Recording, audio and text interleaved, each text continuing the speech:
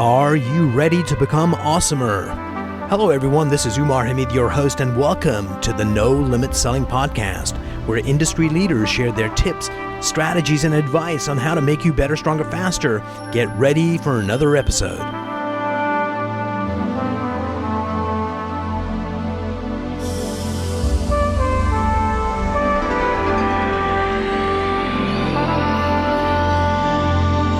Today, I have the pleasure of having Jason Sherman, the CEO of Real Living at Home, on the program. Jason, welcome to the show. Thanks a lot, Umar. It's a pleasure to be with you. You know, the first thing that really becomes apparent is when I look at the marketing and the website you guys have, and even the name, Real Living at Home, it certainly gives you a different feel than your traditional realtor. Yeah. Well, Real Living is a national franchise, part of Home Services of America. And the at home was, I wish I had a great answer for how we came up with that, but it just sort of happened. And it does give a different feel from your traditional real estate brokerages. We promote it now as RLAH.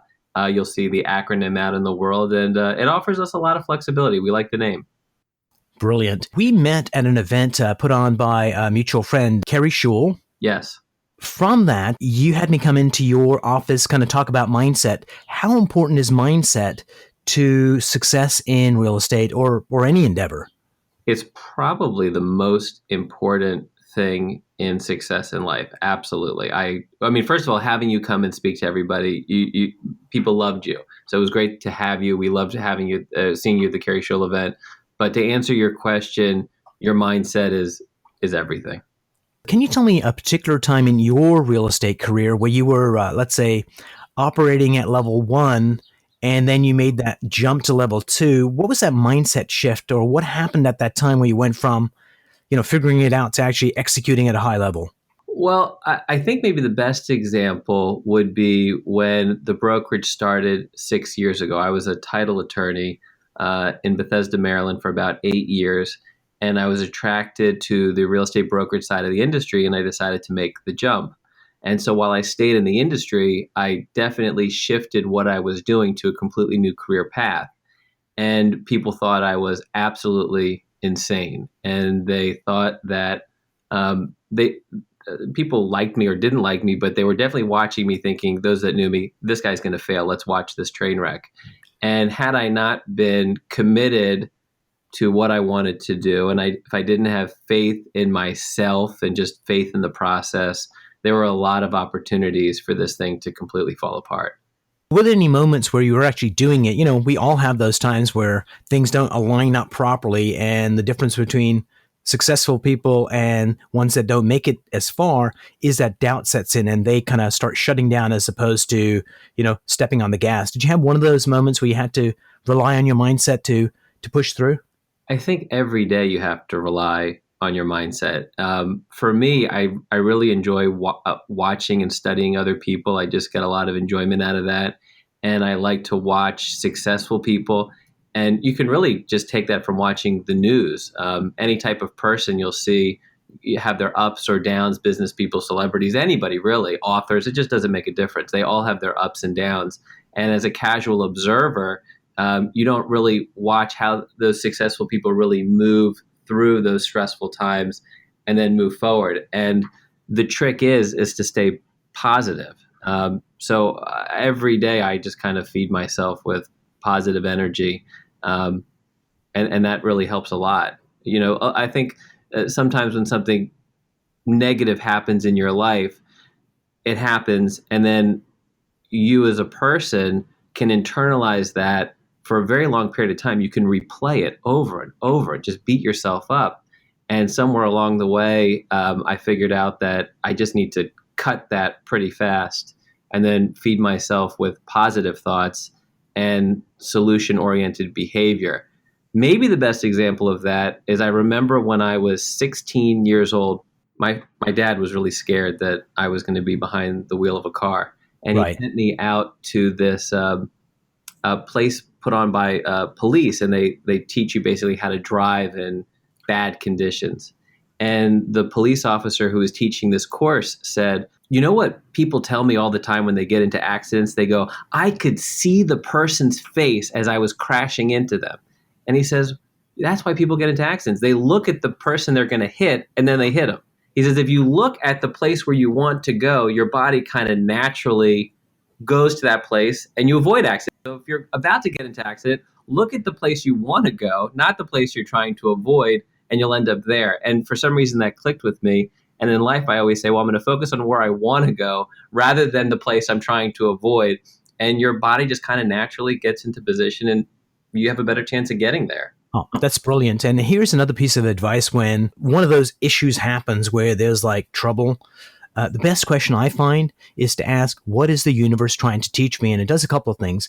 Number one, it changes your perspective from you. You almost have to take this meta third person place to look down upon the situation, and that removes you from your emotions. Get that lesson that you're supposed to learn. That gives you something to focus on. And I think that was a trick taught to me a long time ago. That's been incredibly useful.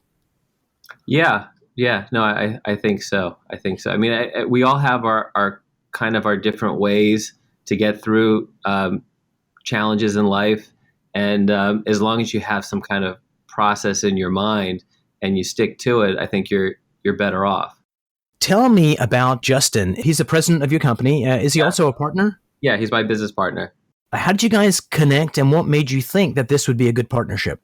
Well, you never know going in, I guess, for sure. But he was in Dallas. I was here. And someone had put us in touch with each other. And we decided to meet. And I told him what I was up to up here. And he was looking for a new opportunity. And we really just got along. And I think we looked at each other. I always joke that he says he looked at me and he goes, oh, I definitely can fill all the gaps that this guy That's hilarious. But I think we had some overlap and we connected and we just decided to do it. We got lucky. Brilliant. So tell me what it's like when you've got two of you and now you have to start bringing on agents. So you've got people that you're leading. How did you figure out that leadership thing? And did you have any missteps or did you have any, oh my God, we're really good at this moments? Probably we had all the above. First you have to have confidence in yourself that you can do it. I think we had to own up to the place that we were in. So you start new company, new branding. There's a lot of reasons why nobody wants anything to do with you, but there are some people that we believed on day one that could benefit from our services. And so we worked hard to articulate that. And then we just slowly grew. The beginning is hard. And so you have to acknowledge that the beginning is hard. And then you have to think, well, who are the types of people that would get anything out of this small business operation with cement floors, card tables, chairs, no other services to speak of except, Justin and I just standing behind you and helping in every way we can. And so we really got started on the ground floor. I think maybe the mistake some people might make when doing something like this is they envision themselves differently than they are. So there has to be a heavy dose of realism too as to where you are in the process. Yeah, I mean, we had some business philosophies and we definitely felt that if we stuck to some of those business philosophies, we were better off. And that meant saying no to certain things and not doing other things. But then also when somebody came over, believing in what we were doing and honoring everything we said we would do. And you just continue to grow. And there's a process to that. And, so I think we just recognize that. What are some of the challenges that you're seeing in real estate 2018 and going forward? Our real estate industry, like many services industries, are being challenged right now. Technology, is a great example of that. Everybody's worried about Zillow, Redfin, Opendoor, Purple Bricks. There's just all these outside companies that are saying, let's just remove the human from the transaction. We can synthesize it. We can bring down the cost. There's just a lot of that going on. And all service industries, I mean, you have LegalZoom for lawyers. Everybody's just kind of under fire. And so it's a very volatile time.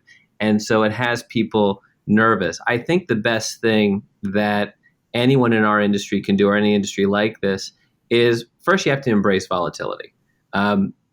You've seen big companies fail because of just kind of the way technology is infiltrating our society. So you have to first get comfortable that volatility is there and take some solace in that and know that you can't just set it and forget it like maybe a business could 30 years ago, if you ever could. So first you have to get comfortable with that. Two, then you have to say, okay, how am I going to adjust quickly all the time to stay current and just kind of move through the time. So I think to some extent, we're all looking into the future and it's black and we don't really know what's coming. And those that are panicking or getting out or not doing anything, I think those people are in real trouble. Those that say, okay, well, I'm just going to get comfortable acting a little bit blind for a while and know we're all in the same boat, that's good too. I think there is a fear that technology in all industries is just going to infiltrate us and then remove us. And I don't think that that is going to happen. And just to add to that, a couple of data points. Number one, we were supposed to be paperless a decade or 2 decades ago, and I suspect in the year 3033 there'll be paper. Number two, doctors looking at CT scans have like a high 80% accuracy rate. Computers have a 92% rate, but together it's like a 98, 99% accuracy rate. So, how can we do real estate and leverage technology, but deepen that relationship with our customers so they feel nurtured, safe, and cared for during the transaction? Because at the end of the day, it's the biggest one they're going to do. Well, you're right. Definitely realtors, brokerages, anyone in the service industry is saying, hey, pair me with technology and we'll be unstoppable.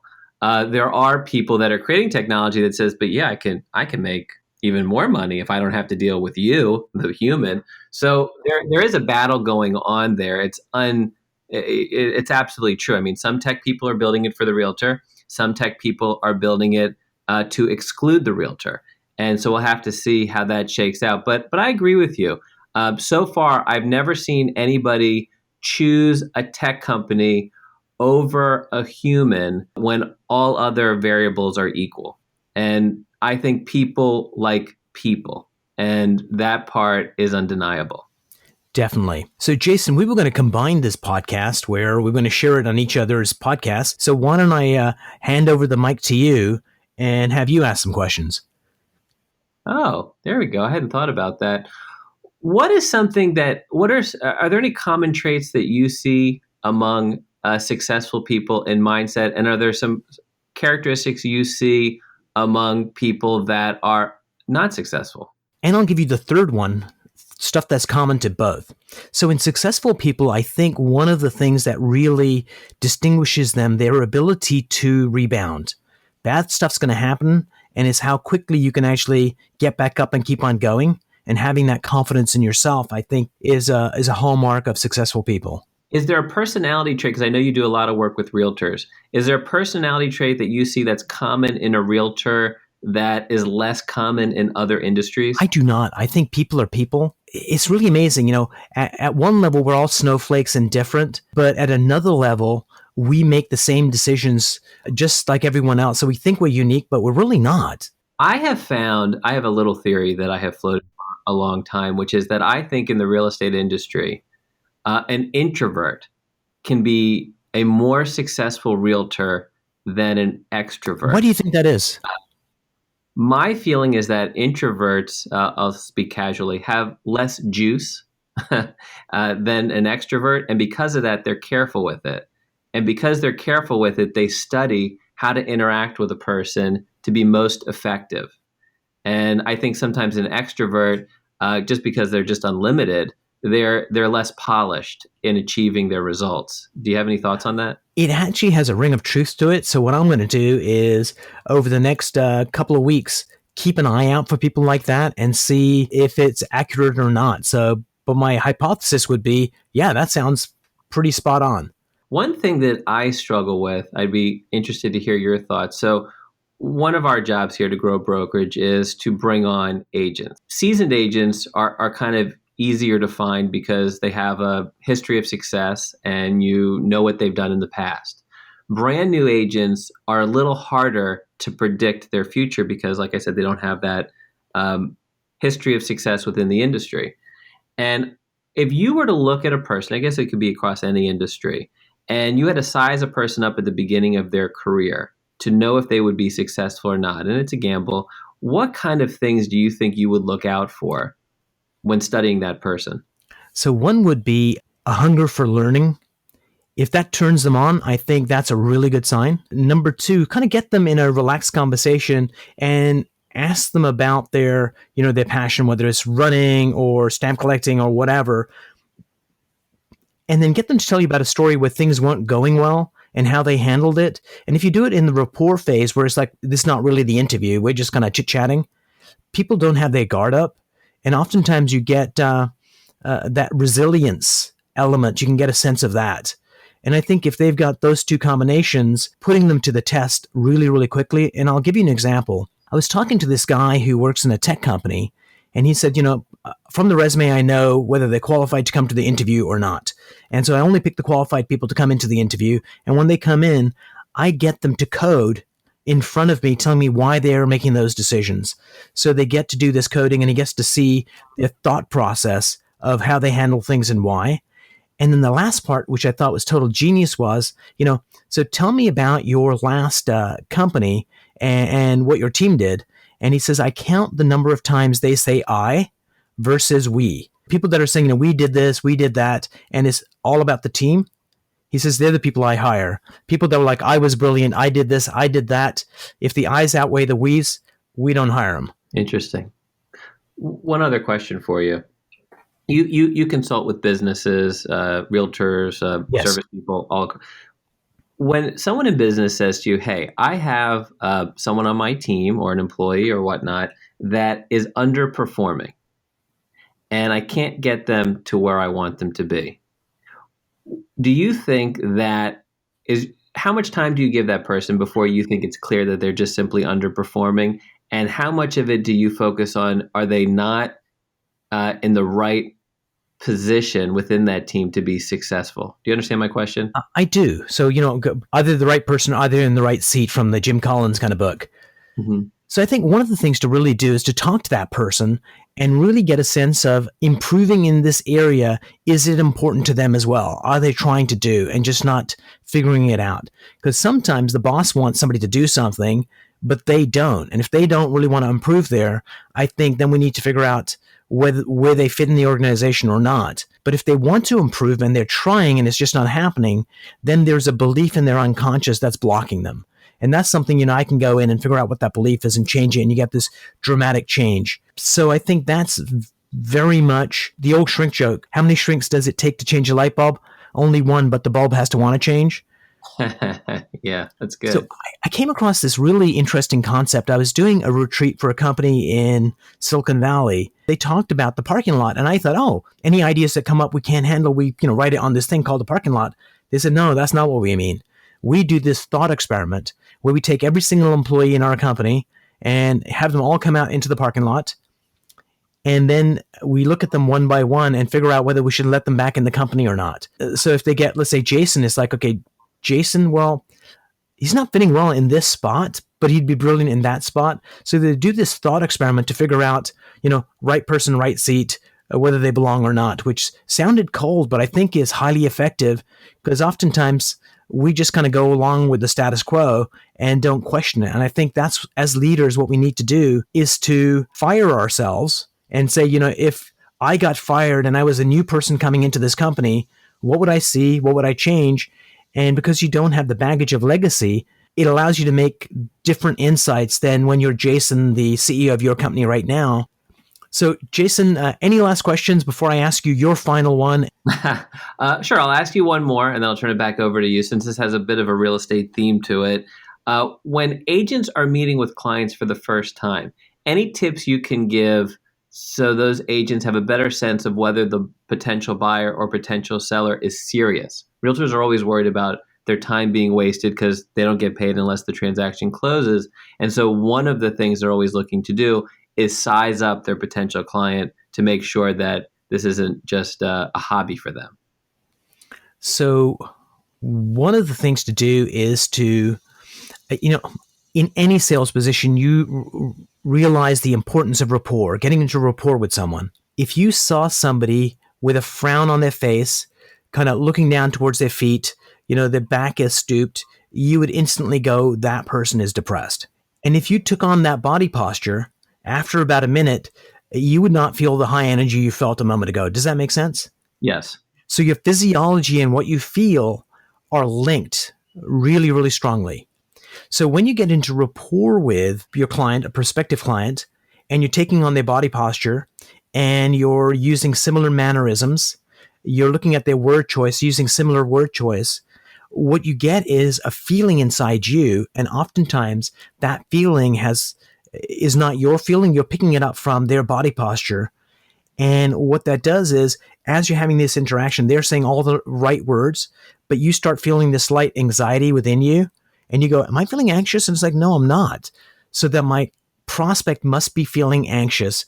And then I would just say, are you okay with this, Jason? Oftentimes, because I've connected with them on that anxiety, they'll say, well, not really, because of whatever's going on.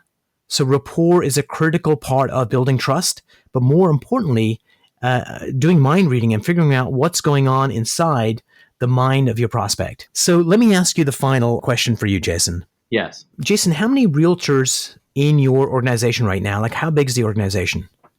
We have just about 200 realtors. At what point do you think your role will change? Because right now you're CEO and you do certain duties and you focus on what you need to focus on. As you grow this thing, do you think your role is going to change in any way? Or will you be basically doing what you're doing right now? The role is always evolving, but the key is to remember what are the most important things you do that people depend on you for. And you extract out so for example, for me, I do a lot of work with the agents regarding the contracts. I help with sticky situations during the pendency of settlement. I think those things are really important to the agents that I work with. We build websites for people here. I play almost no role in that. And so you continue to pare down your role in certain ways to the exact thing that people want from you. And then you look for support in other areas. And so that frees you up to do other things and grow and evolve. But you can't lose the essence of the relationship between a broker and an agent. Otherwise, there's no value for them being here. If that makes sense. Makes perfect sense. And I think that's very much, you need to make sure you're relevant to your people, just as you need to make sure that your company is relevant to the marketplace. Yes, agreed. Jason, thanks so much for sitting down with me. Me too. Umar, thank you.